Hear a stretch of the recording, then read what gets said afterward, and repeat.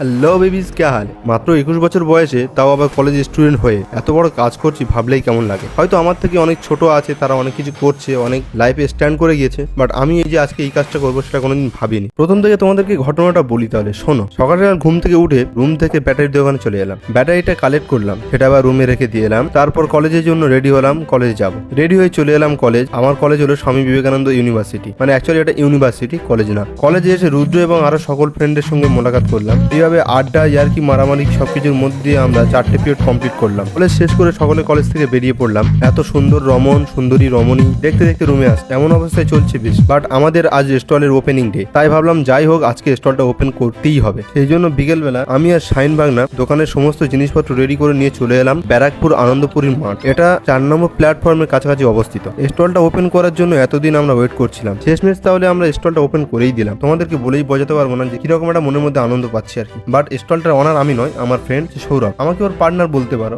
বললেও চাপ নাই। কলেজে পড়তে পড়তে এমন কিছু করবো এটা কোনোদিন ভাবতেই পারেনি। আর এমন কিছু তোমাদের জীবনে যদি ঘটে থাকে কমেন্টে কিন্তু জানিও। হ্যাঁ।